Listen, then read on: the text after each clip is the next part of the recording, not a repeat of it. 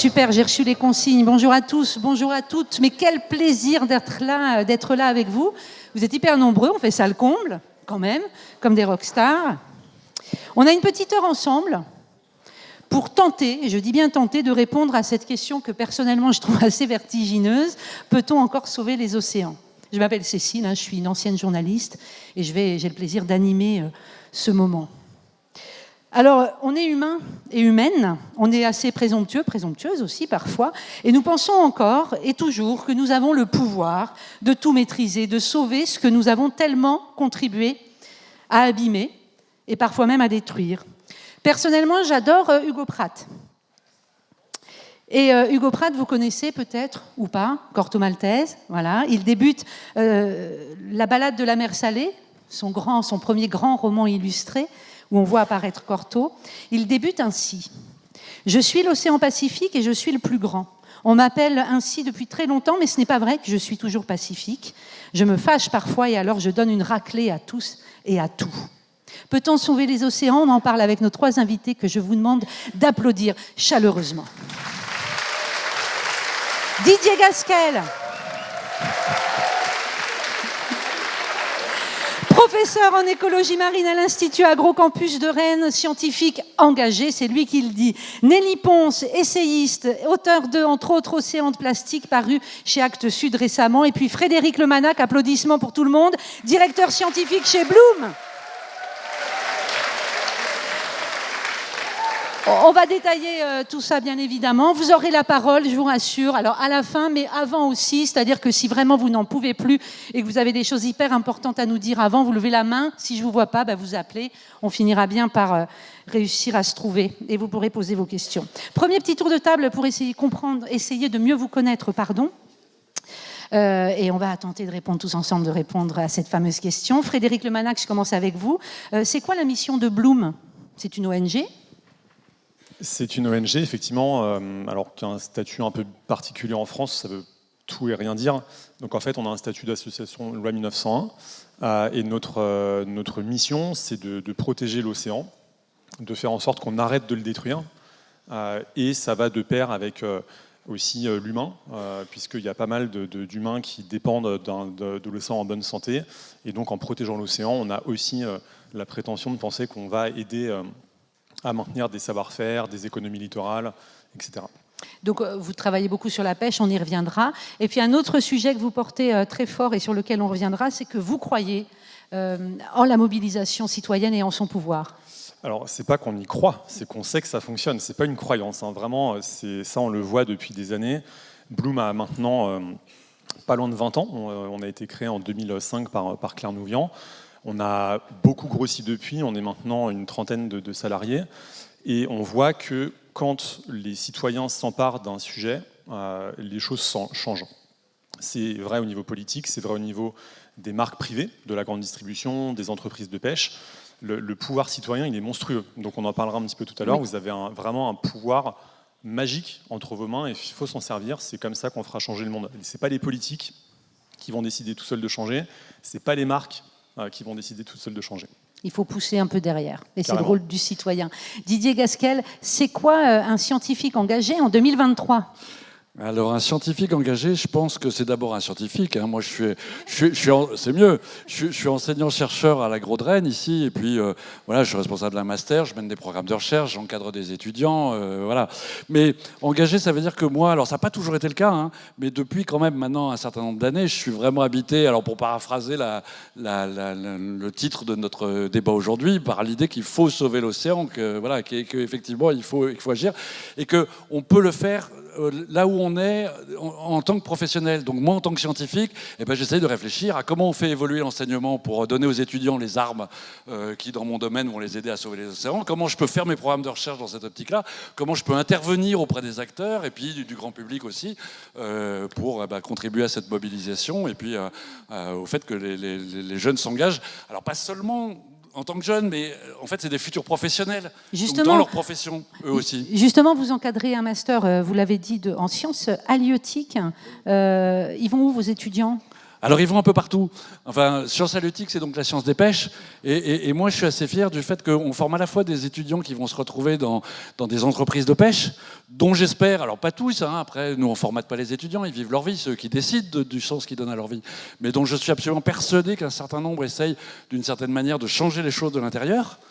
C'est pas toujours simple, hein, ils se battent aussi. Et puis il y en a qui vont faire de la recherche à Ifremer, il y en a qui vont des fois dans les ONG, il y en a qui vont dans les structures gouvernementales. Pas beaucoup dans les ONG, on aimerait bien en mettre beaucoup plus, oui, mais ça, il faut que les ONG les embauchent. On compte sur vous. Rendez-vous à la sortie avec Bloom. Déposez votre CV auprès de...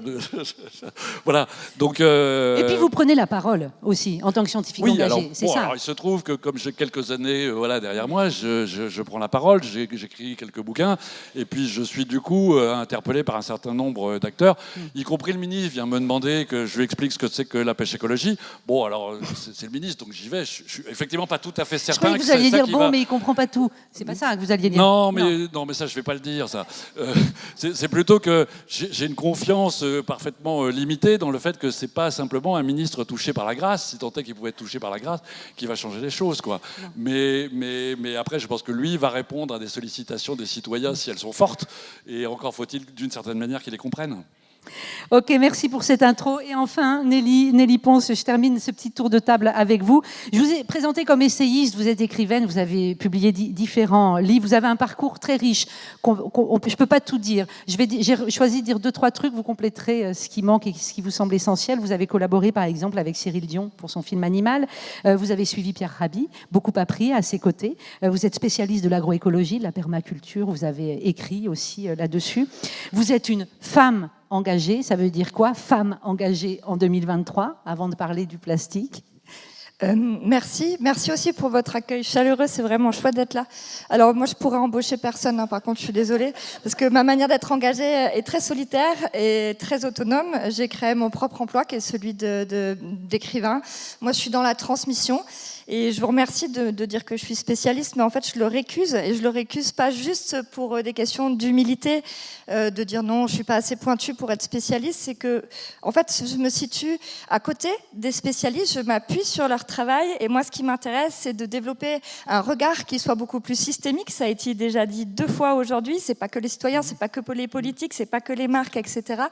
Donc moi, là où j'essaie d'être engagée et d'avoir une valeur ajoutée, c'est d'essayer qu'on monte tous en compétences, qu'on embrasse la complexité du monde et qu'on fasse basculer cette société de manière systémique. Vous avez enquêté 3 ans sur le plastique avant de publier votre livre, qui est une enquête, Océan de plastique. 3 ans d'enquête, on commence à bien faire le tour du sujet, à bien le comprendre. On va partir de zéro. Qu'est-ce qu'il faut retenir aujourd'hui dans les grandes idées, et on pourra en développer certaines ensuite, du problème du plastique aujourd'hui dans les océans? J'ai pour habitude de tenir 2 heures sur le sujet, ça va être dur en 2 minutes. Oui, plus de 3 ans d'enquête. Pourquoi le plastique? Par les océans. C'est par les océans qu'on a commencé à comprendre qu'on avait un souci avec cette matière. Mais depuis, la science a beaucoup évolué et on sait que c'est une pollution qui est absolument généralisée. Donc première idée, ce n'est pas qu'une pollution océanique, c'est une pollution absolument généralisée. Potentiellement, les terres contiennent 4 fois plus de plastique que les océans. On sait qu'il pleut, qu'il neige du plastique. Il y en a dans l'air intérieur, extérieur des maisons, dans l'alimentation, l'eau, et j'en passe. Donc, première idée vraiment importante. Surtout là, on est dans une table ronde océan, donc c'était important pour moi d'ouvrir ce sujet-là. Et ensuite, vu que j'ai très peu de temps, je vais aller directement vous donner 2-3 petites pistes sur les idées reçues qui sont beaucoup véhiculées sur ce sujet-là. Nous avons certes des problématiques déchets. On n'est pas très au point sur la gestion de nos déchets. Mais malheureusement, avec les plastiques, on n'a pas uniquement un problème déchets, contrairement à ce qui est majoritairement véhiculé dans les médias. Il y a eu encore un envoyé spécial cette semaine qui montrait du doigt l'autre bout du monde en disant que le problème était là-bas. Non, avec les plastiques, nous avons avant tout un problème matière. Nous avons des pollutions et des problèmes de toxicité qui démarrent dès l'origine de l'extraction des matières premières, des processus de fabrication. Et les particules de plastique qui finissent dans les rivières, les océans, l'air atmosphérique commencent dès l'usage, dès qu'on utilise les matières. Donc deuxième point clé qui me paraît important, là il y a le silence qui s'installe. C'est un sujet qui est un peu plombant, mais on va le faire décoller, j'espère, après.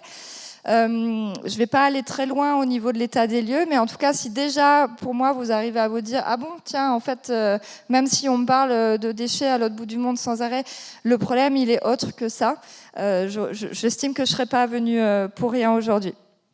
Et un chiffre qui, moi, m'a beaucoup marqué, hein, perso. Alors, je ne sais pas vous me disiez 50% des plastiques sont liés à notre consommation du quotidien. Les emballages, par exemple, mais pas que. Ça veut dire que quand on parlait de levier citoyen et des choix que l'on peut faire, c'est réel parce que ça pèse très lourd.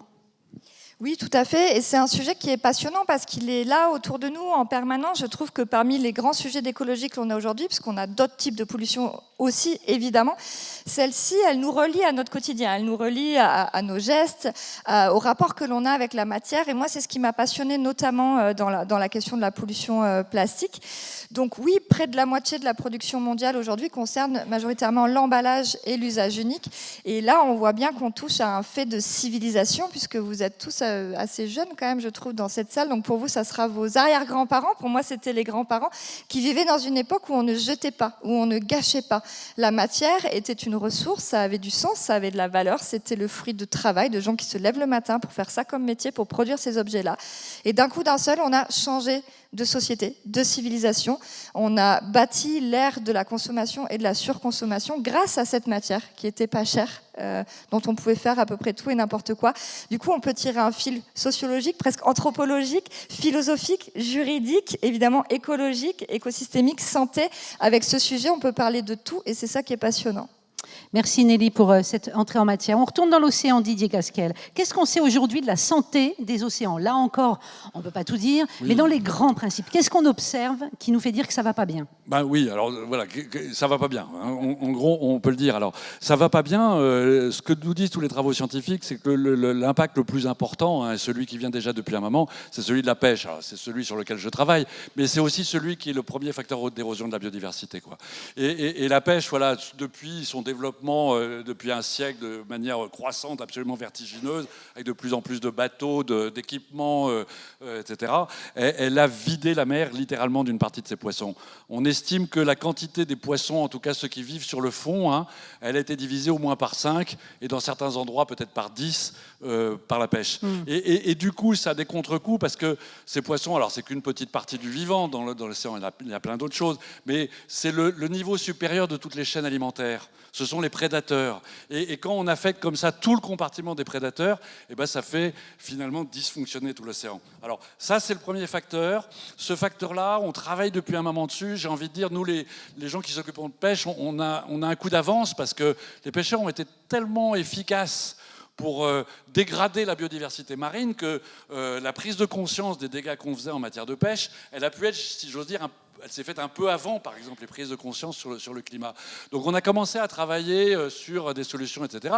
Et il y a des endroits où on améliore les choses. Il y a des endroits, la pression de pêche sur les côtes de la Bretagne, par exemple. Puis on y reviendra avec Frédéric, bien sûr. On va revenir. Elle a déjà diminué, il y a des ressources qui ont diminué, mais on partait de tellement bas, de tellement mal, qu'on est encore dans des états très, très dégradés. Et puis surtout, on est au moment vraiment où on a l'impression qu'on se fait rattraper par les autres impacts. Alors, les pollutions en général, la dégradation des habitats, et puis surtout, ce qui est en train d'arriver et d'avoir des impacts de plus en plus importants, c'est le changement climatique, quoi. Et moi, je suis très frappé parce que ce que moi j'enseigne depuis des années, c'est la biodiversité, c'est un facteur de résilience, de stabilité des écosystèmes. Et quand la biodiversité se dégrade, ce à quoi il faut s'attendre, c'est des écosystèmes qui deviennent instables. Et précisément, on assiste là depuis quelques années à ce que j'appelle moi les chaos de la nature. Les chaos de la nature, c'est des populations animales qui d'un seul coup se développent, là, sans qu'on sache très bien pourquoi. Alors sur les côtes bretonnes, depuis quelques années, il y a des poulpes partout. On ne sait pas bien pourquoi. Au nord, c'est plutôt qu'il y a des araignées de mer partout. Alors quelques pêcheurs qui se mettent à les pêcher, ils sont contents.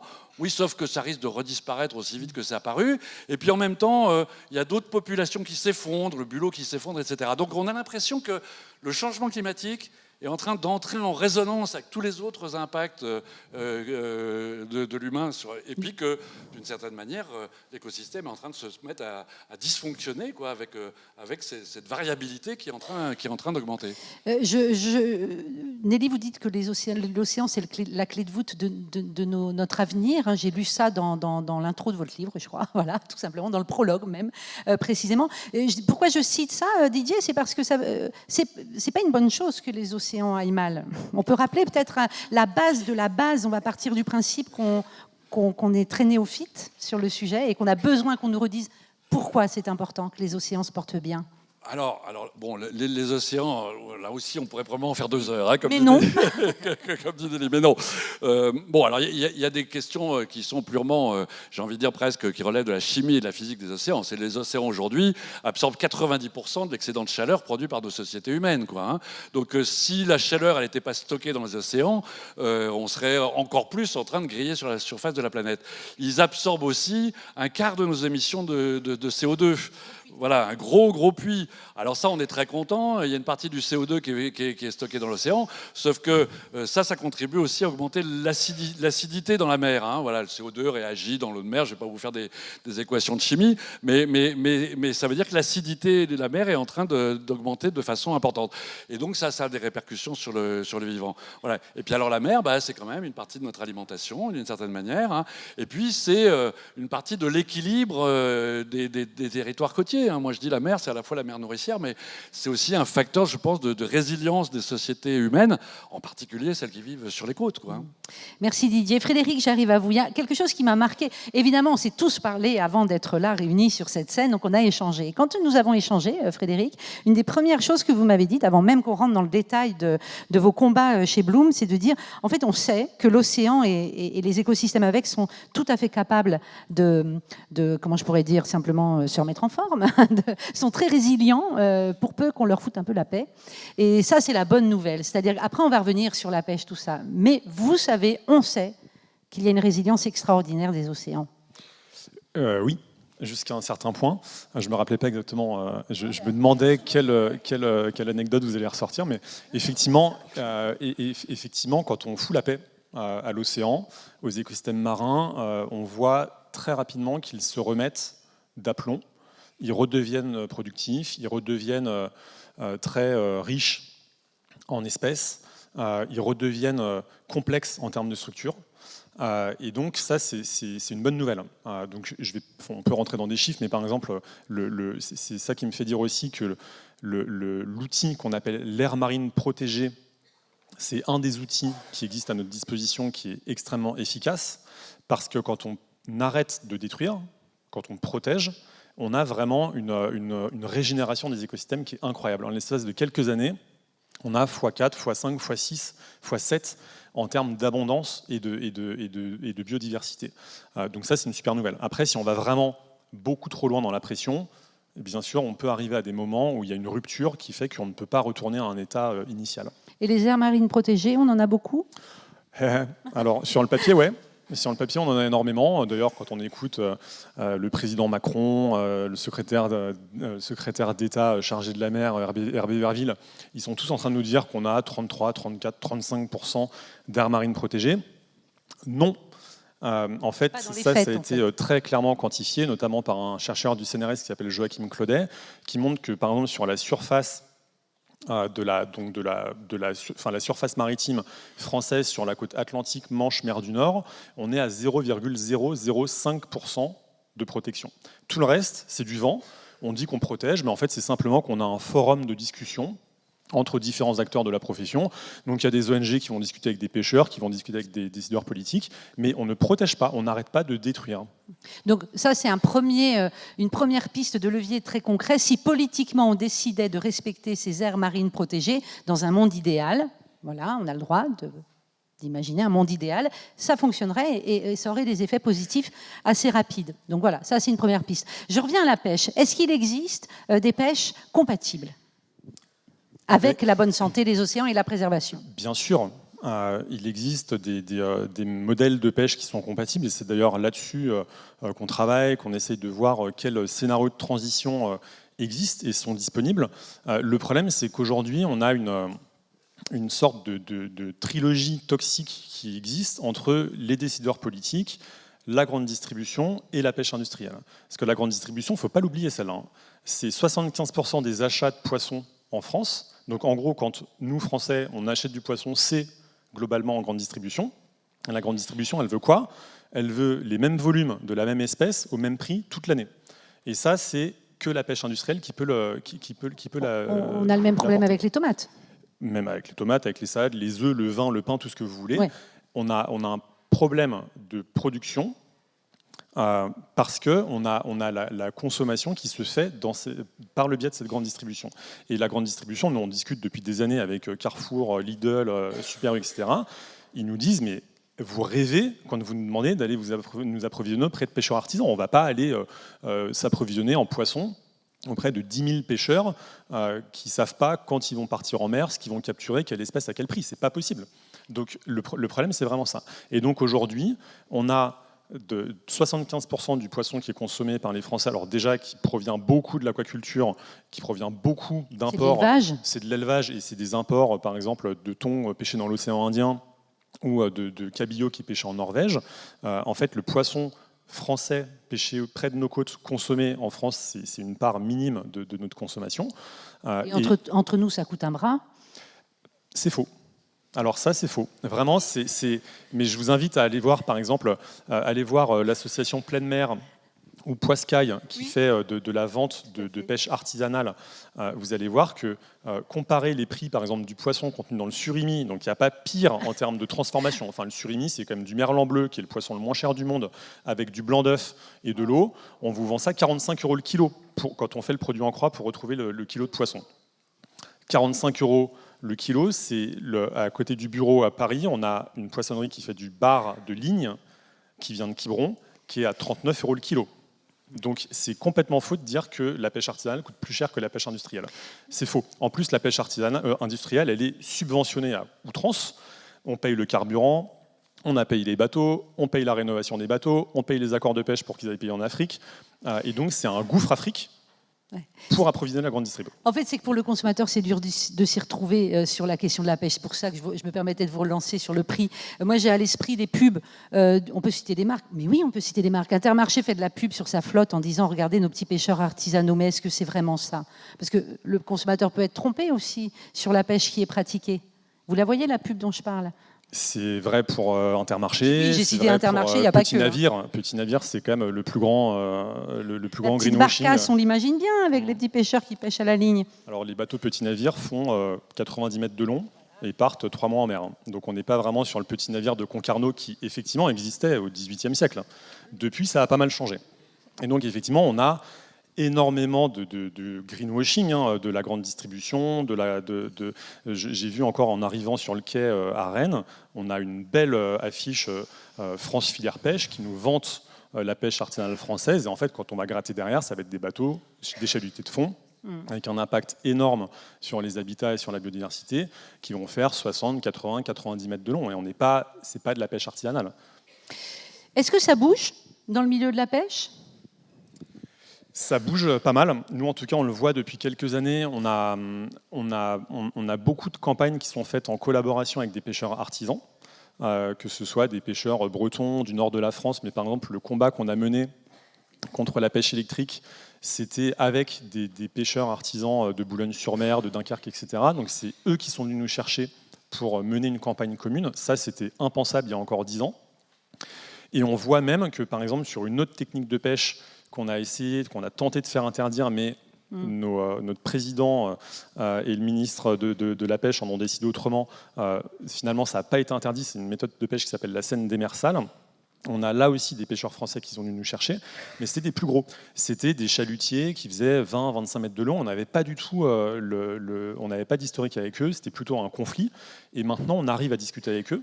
On arrive à discuter de transition parce qu'ils sentent bien qu'avec le carburant, le réchauffement climatique, c'est un métier qui est en tension, il va falloir qu'il change radicalement, et on arrive à discuter maintenant avec eux. Donc il y a quand même beaucoup de positifs. Après, avec les grands industriels, c'est toujours la guerre ouverte, mais en tout cas avec les pêcheurs semi-industriels qui ont un ancrage territorial et qui sentent qu'il y a un problème qui nous arrive droit dans la figure, là, il y a une zone de négociation et de changement qui s'est créée, qui n'existait pas encore il y a quelques années. Puis avec tous les étudiants que forme Didier Gasquel qui rentrent dans ces Il y en a entreprises, partout, il y en a voilà, partout. il y en a partout, vous l'avez dit. Nelly, c'est un peu, je rebondis, on revient sur le plastique. On a parlé tout à l'heure du poids du plastique dans nos vies, et derrière, il y a aussi l'agro-industrie, c'est-à-dire que là encore, on s'attaque à des... Bon, on s'attaque. Le sujet, c'est celui aussi des mastodontes industriels. Oui.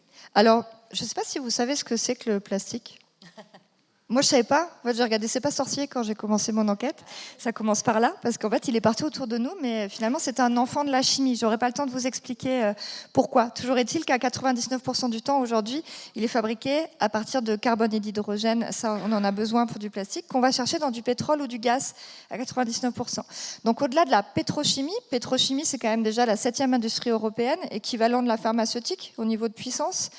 On a aussi la plasturgie qui est totalement imbriquée avec la plasturgie, la pétrochimie. Ensuite, l'agroalimentaire, on en a parlé, l'emballage, les fameux 40% de demande européenne au niveau des emballages sur la totalité de la production plastique, c'est bien principalement de l'agro-industrie. L'industrie du jouet, 100% dépendante, enfin 90%, 9 jouets sur 10 dans le monde aujourd'hui sont en plastique. Textile, 6 vêtements sur 10 qu'on utilise aujourd'hui ont au moins partiellement du plastique à l'intérieur. Donc en fait, on est dans un méli-mélo de supra-industrie. Donc autant dire que c'est un sujet où la lutte contre les lobbies et la corruption est essentielle.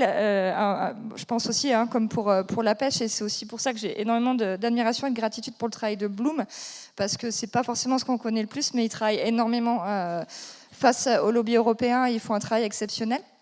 Mais donc oui, on est face à des mastodontes, et c'est aussi pour ça que le discours citoyen est à la fois super, parce qu'on a besoin, citoyen, de savoir comment on peut agir, comment on se met en mouvement, et en même temps, il sert le plat des lobbies qui n'ont qu'un seul intérêt sur cette question plastique, c'est de faire reposer la faute sur des citoyens mal éduqués. Sous-entendu, si on mettait les plastiques dans la bonne poubelle, on n'aurait plus de problème. Or, c'est faux, puisqu'on ne sait pas quoi en faire de ces plastiques. Donc les sacs jaunes, tout ça, le plastique que je mets dedans, on le recycle pas ? Alors, c'est à double tranchant. C'est très délicat d'avoir un discours comme celui-là, parce qu'il est important de considérer nos déchets comme des ressources, d'alimenter des potentiels économies circulaires, boucles fermées au niveau du monde de la matière. Mais comme je le disais tout à l'heure, les plastiques, on a un problème matière, et non, ils ne sont pas recyclables, ou ils sont potentiellement décyclables. On en fait des polaires. On va dire ce qu'on sait le mieux recycler, c'est le PET, le polyéthylène terephthalate, le plastique de nos bouteilles. On va en faire des polaires. À chaque lavage, par exemple, une polaire, c'est 700 000 fibres qui vont s'échapper et aller dans les eaux usées, dans les sols, dans les rivières et dans la mer. Donc en fait, on n'est pas du tout, à l'heure d'aujourd'hui, cette matière ne nous permet pas d'envisager une économie circulaire qui soit fonctionnelle et vraiment louable. Donc les solutions, elles sont ailleurs, évidemment, avant tout dans la réduction. On n'a pas le temps de faire une grande démonstration, mais on est quand même tous à peu près conscients que déjà on est dans de la surproduction, de la surconsommation. Et en plus, si on considère que le traitement des déchets ne pourra pas aller vers cette circularité, malgré tout ce que les lobbies tentent d'en dire aujourd'hui, qui sont quand même majoritairement suivis par nos gouvernements, faut le savoir, au niveau des éléments de langage, en tout cas, c'est les mêmes. On n'avancera pas. Donc voilà, moi je ne cesse d'alerter là-dessus. Heureusement, il y a d'autres ONG sur ce sujet aussi qui travaillent, qui font un super boulot. Donc il y a de plus en plus de monde. On parle beaucoup de bioplastique, je crois. C'est peut-être pas tout à fait le terme. Comme on parle de biocarburant par ailleurs, c'est bien ? On est dans le greenwashing intégral, comme ce qui a été dit. Alors, le bioplastique, il y a 3 types de bioplastique. Alors déjà, dès qu'on dit bio, on va confondre les citoyens. On dit bio, on dit vert, on dit bon. Non, ça ne fonctionne pas comme ça. J'essaie d'aller vite quand même. Vous pouvez quand même prendre un peu le temps. Okay. Oui. Parce que je leur ai mis une pression, si vous savez. Non, mais parce que je ne veux pas manger leur temps de parole, puis on a plein de choses à dire. Pardon. Non, bioplastique, ça vaut le coup de prendre. Oui, ça vaut le coup parce qu'on nous en vend beaucoup en ce moment. Donc j'expliquais très rapidement, pour faire du plastique, on va choper du carbone et de l'hydrogène. Il y en a à peu près partout sur la planète du carbone et de l'hydrogène pour des raisons économiques. On est allé le chercher dans le pétrole, mais on peut fabriquer du plastique à base d'algues, d'amidon de maïs, de la biomasse en fait, partout où il y a du carbone et de l'hydrogène. Ensuite, on ajoute un cocktail de produits chimiques qui vont leur donner les propriétés souhaitées. Élastique, coloré, anti-UV, antioxydant, transparent, microbilles, etc. Et dans les bioplastiques, il y a cette famille de plastiques biosourcés. À partir du moment où on va chercher le carbone et l'hydrogène dans la biomasse, on dit que c'est un bioplastique. Sous-entendu, parce que c'est ce qu'on essaie de nous faire penser, qui dit algues, maïs, dit biodégradable. Ben non. Parce qu'en fait, on a chopé le carbone et l'hydrogène, mais on a fait passer tous les processus de transformation et de fabrication exactement les mêmes que les plastiques conventionnels, et au final, on a du plastique. Enfin, des plastiques. On a affaire à une famille de centaines de matériaux différents. Donc, première grosse confusion qu'il y a autour de ces bioplastiques, c'est pas parce qu'il est biosourcé qu'il est biodégradable. Voire même, un des chercheurs auquel on doit la découverte des microplastiques dans les océans, Richard Thompson, que j'aime beaucoup, a pris les fameux sacs soi-disant biodégradables. Alors eux, ils devaient répondre aux normes. Au bout de 3 ans, dans la mer, dans les sols et dans un autre environnement dont je ne me souviens plus, ils pouvaient encore porter des courses. Donc première confusion. Donc les bioplastiques sont pas... et en plus, ils nous sont présentés comme des alternatives au plastique. Vous avez tous vu ça. Non. Plastique recyclé, une bouteille en plastique recyclé a de toute façon de la matière vierge à l'intérieur. Parce qu'on ne sait pas arriver au même niveau de qualité. Mais on a récupéré des anciens plastiques qui sont bourrés de produits chimiques, que l'on a fragmentés, qu'on a rajouté de la matière vierge et on a rajouté les produits chimiques pour obtenir le produit final. À votre avis, il se passe quoi avec la bouteille en plastique recyclé ? Elle est plus toxique.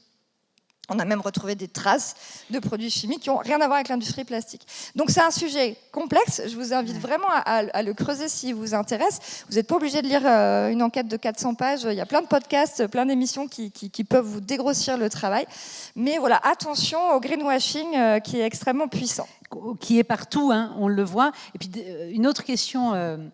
Pour vous, Nelly, je crois que j'ai oublié de vous la poser au début. Dans les eaux, dans les mers, les océans, le plastique, en volume, je ne sais pas, c'est quoi l'espace qu'il occupe aujourd'hui ? Vous avez, je pense, tous des images. Vous avez vu des images sur le continent de plastique et de déchets dans les océans. C'est quoi le volume ? On estime qu'il y a entre 8 et 12 millions de tonnes de plastique qui arrivent dans les océans chaque année.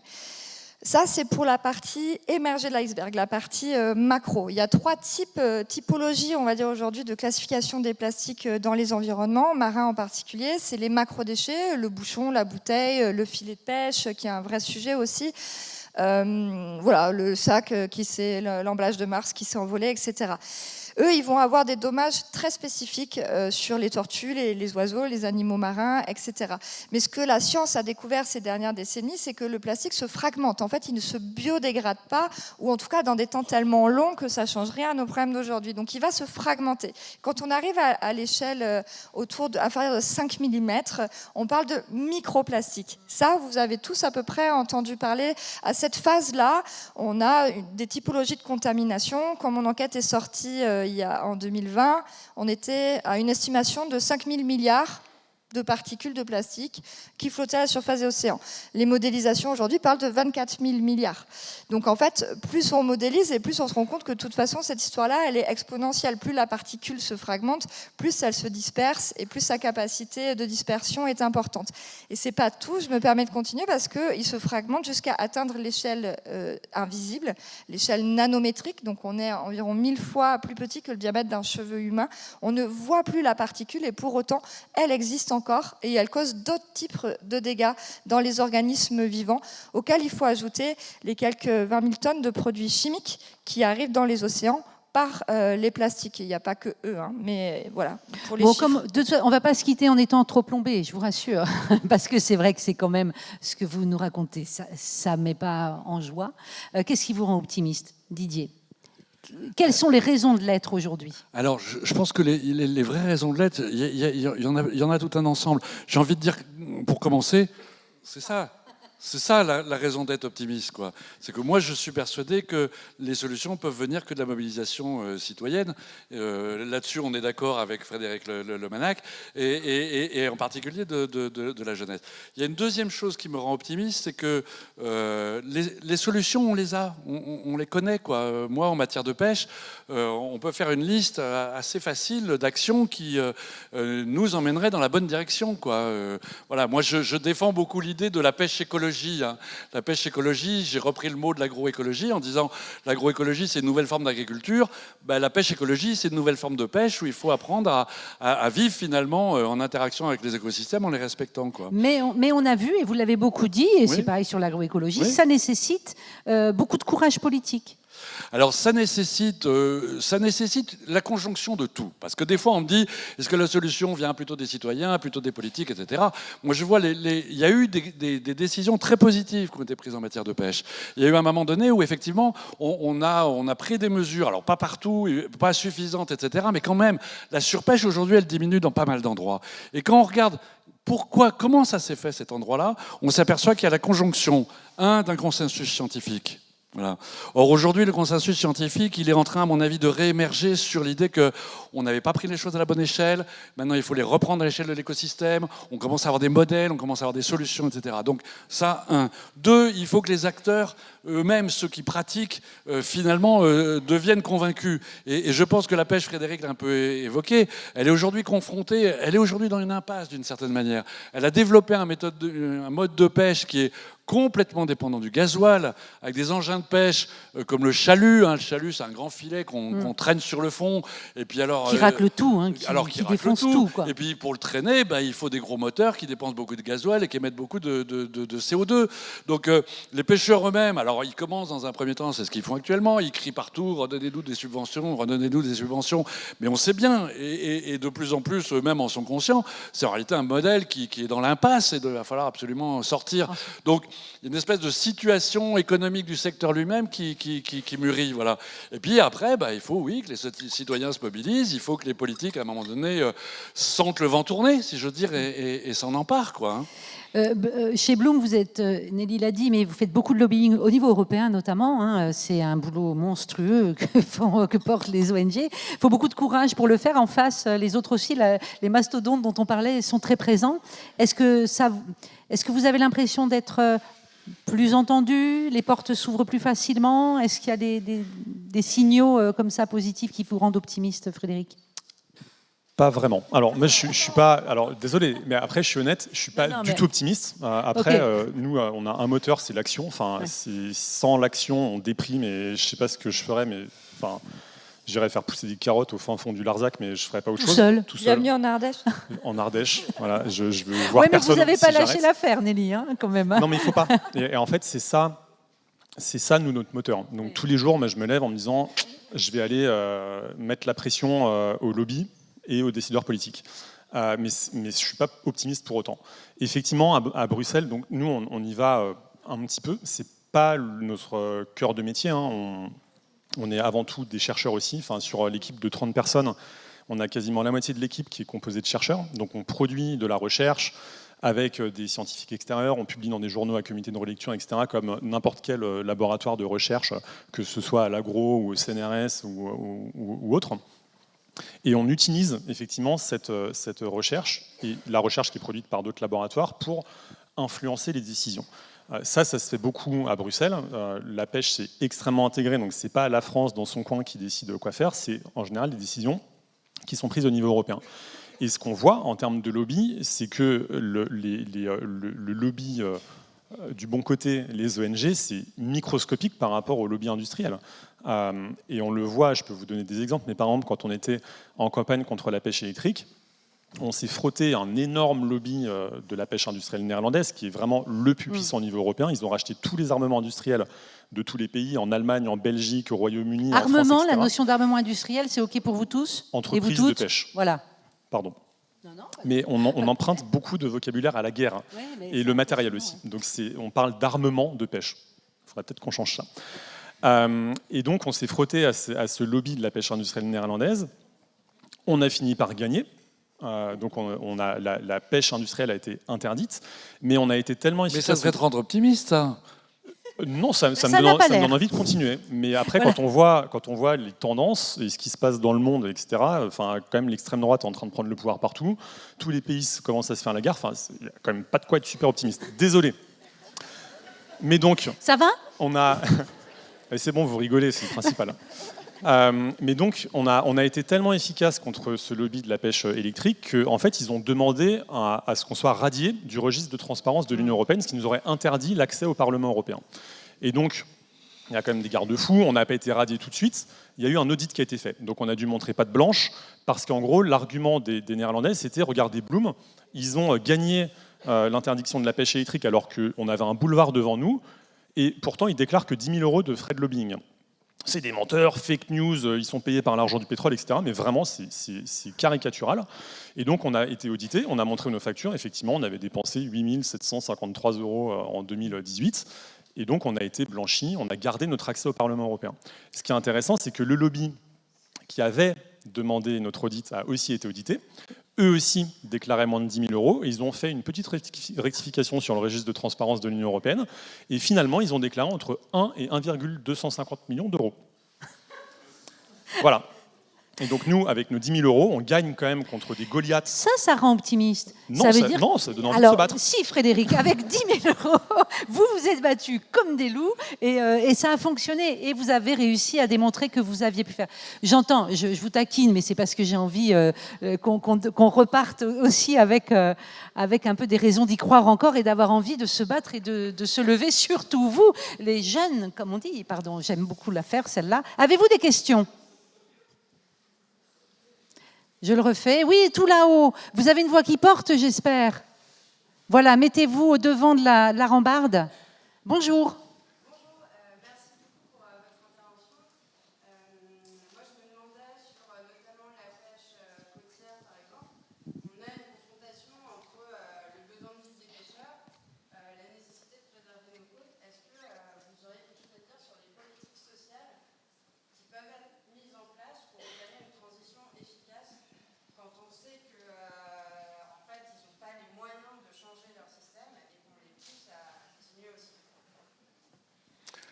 Alors, moi, je veux bien. Non, mais ça, c'est vraiment une très grande question. Moi, je mets ça Merci, hein. comme une des deux choses qui est au cœur de ce que j'appelle la pêche écologie. C'est-à-dire que c'est une pêche qui soit aussi sociale et qui se pose la question de chaque kilo de poisson. Alors, d'un côté, quel impact il a quand on le prélève sur l'écosystème, mais de l'autre, comment la société, elle en bénéficie. Et comment elle en bénéficie, justement, pour faire vivre des pêcheurs sur la côte, et derrière eux, pas seulement les pêcheurs, pas seulement ceux qui vendent le poisson, ceux qui construisent les bateaux, mais j'ai envie de dire la totalité du bourg dont l'économie repose en partie sur la pêche, et je dis souvent, du coup, y compris le garagiste, l'instituteur, etc. Donc, ça, c'est la bonne raison pour laquelle il faut privilégier effectivement une petite pêche côtière, qui est une petite pêche riche en emplois. Mais cette pêche, elle est en partie effectivement en concurrence ou en compétition directe pour l'accès à la ressource avec des grands navires de pêche industriels. Quand il y a des grands chalutiers industriels qui viennent dans la Manche et qui en une nuit prélèvent 100 ou 200 tonnes pour finalement enrichir quelques riches armateurs néerlandais, ou peut-être pas que néerlandais d'ailleurs, peut-être aussi français, hein, c'est socialement... Du point de vue de l'écologie, le poisson, qu'il soit pêché par un petit bateau, il s'en fiche, le poisson. Hein.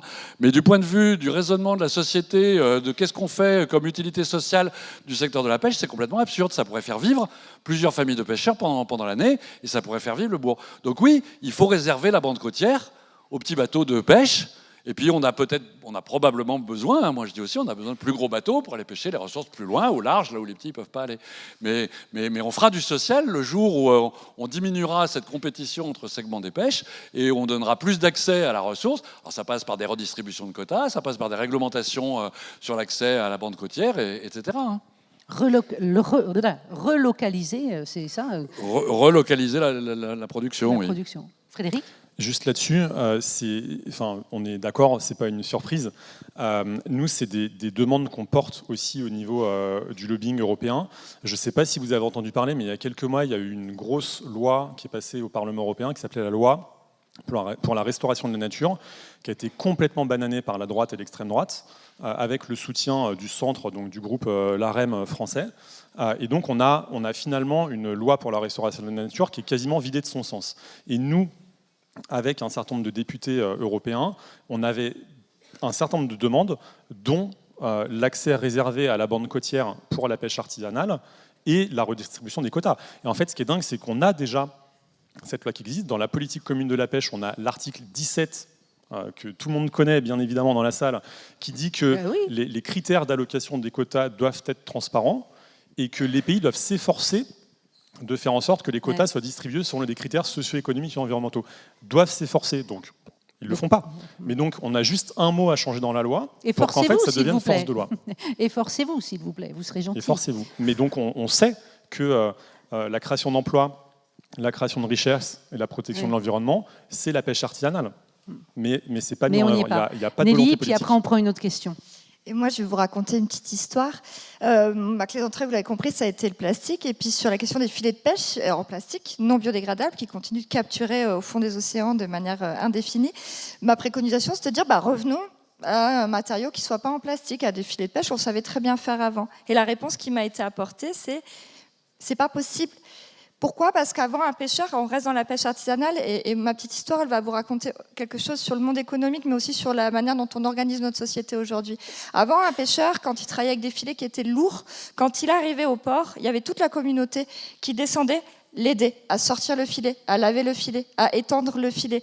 Cette communauté de vie-là n'existe plus. Et c'est une des raisons pour lesquelles aussi, je trouve, le monde de la matière nous raconte énormément de la manière dont on s'organise. Donc voilà, c'était juste pour amener une petite histoire qui vient compléter. Au-delà de la réalité économique, il y a aussi la réalité de vie, des liens, de la manière dont on fait société ensemble, que ce soit localement ou de manière beaucoup plus globale. Une autre question parmi vous ? Oui, allez-y.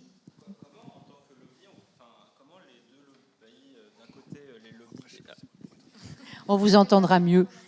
Ça fait bizarre. Comment on fait pour agir en tant que lobby, soit en tant que grand industriel ou en tant qu'association, pour faire valoir ses idées auprès de l'Union européenne ? Alors, clairement, on n'a pas les mêmes modes d'opération, ça c'est certain. Nous, on fait tout dans la transparence. C'est-à-dire que, par exemple, quand on porte un amendement, quand on propose un amendement, que ce soit à des députés européens ou nationaux, on le fait en toute transparence. On en fait la promotion sur notre site internet. On demande aux citoyens de s'en emparer et de demander aux députés de porter ces amendements-là. Et donc, on a déjà des mécanismes qui sont transparents. On n'a pas d'accès, nous, aux chefs d'État, aux ministres, aux administrations, à la Commission européenne. On n'y va jamais, en fait. Nous, on a uniquement un lien avec les élus au niveau européen et au niveau que vous national. sensibilisez, auxquels vous apportez de la connaissance, vous partagez, vous les alertez, On en essaye. leur demandant de relayer. On essaye. C'est ça, c'est pas toujours simple. Les mastodontes dont on parlait, eux, leur lobby, c'est quoi ? Alors, je vais vous inviter à aller sur notre site internet. En ce moment, on a une campagne de sensibilisation et de plaidoyer sur la pêche tonnière tropicale. Donc, on retourne à petits navires, ce piquet, etc., dont on parlait au début. Et en fait, on a montré, en regardant par exemple les délégations de négociation dans l'océan Indien, qui est vraiment le centre névralgique de la pêche tonnière européenne, on a quantifié la composition des délégations. Et dans la délégation de l'Union européenne, on a plus de représentants de l'industrie tonnière privée que de représentants de la force publique. Et donc, en fait, on délègue complètement la décision au privé.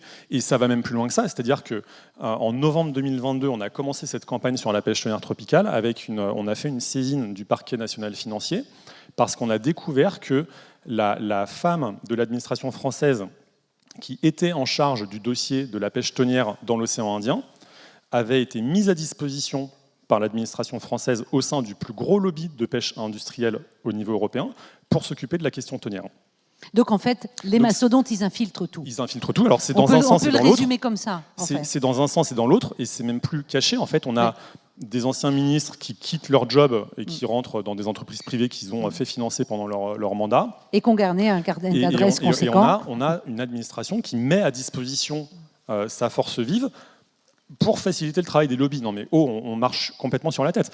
Donc c'est vraiment pas du tout la même chose. Nous on galère à avoir un rendez-vous avec un député et on n'a jamais de rendez-vous avec les ministères, etc. Eux en fait ils tiennent la plume, ils écrivent les propositions législatives et ensuite nous on essaye un petit peu d'améliorer la situation. Mais à la base c'est les lobbies industriels qui produisent la proposition. Parce qu'ils ont J'ai tout l'impression, à vous écouter, que quand même, on sauvera les océans avec la politique. Hein. Il faut faire de la politique et il faut bousculer. On ne peut pas s'en passer. Mais moi, je suis absolument persuadé de ça. C'est-à-dire que les questions des océans, c'est vraiment... Alors, j'en apprends plein d'autres, mais c'est des questions à grande échelle qui nécessitent des régulations de la puissance publique de l'État. Et j'ai envie de dire, une des choses qu'on peut faire, c'est de s'engager aussi en politique. Ouais. Alors, chacun choisira. Vous avez, voilà, mais c'est vraiment un levier il y a des choix politiques majeur. qui sont majeurs pour l'avenir de l'océan. On prend une dernière question ou deux si elles sont rapides et que surtout vous répondez court. Ah ben voilà, maintenant vous levez tous la main au moment où on va se quitter, comme d'habitude. Allez-y, mademoiselle. En fait, j'avais une question concernant la protection des espèces protégées. On a pu voir des restaurants et des magasins français qui continuaient de commercialiser des espèces qui étaient censées être protégées. Par exemple, ou en voie de disparition. Vous avez un exemple en tête? Je ne saurais pas le dire, mais il y avait des requins, par exemple, qui étaient en voie de disparition, qui étaient encore commercialisés, mis en avant sur les réseaux sociaux par des restaurants.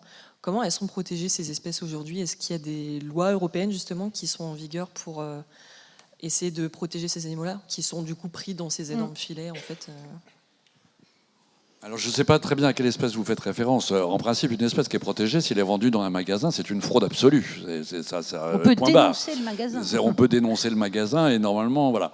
Après, une fois qu'on a dit ça, ça ne veut pas dire que tout est bien protégé.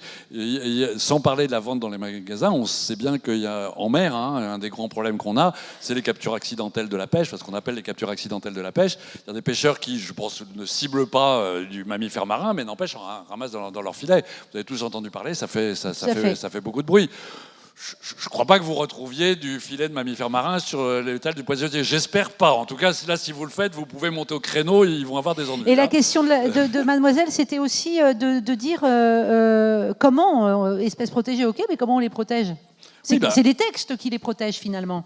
Oui, alors il y a des textes qui les protègent. Dans le cas des mammifères marins actuellement, là, on voit très bien qu'on les protège pas bien. Voilà. Et on les protège pas bien parce qu'il y a des propositions qui sont faites, alors notamment par des ONG, mais aussi par des scientifiques sur la prise, sur prendre un certain nombre de mesures. Et en fait, les mesures ne sont pas prises. Et on préfère se voiler la face pendant des années, ne pas prendre les mesures et dire on va continuer. Et puis d'ailleurs, ce qu'ils racontent, voilà, c'est pas vrai. Et puis jusqu'au jour où on se retrouve devant un mur parce que effectivement.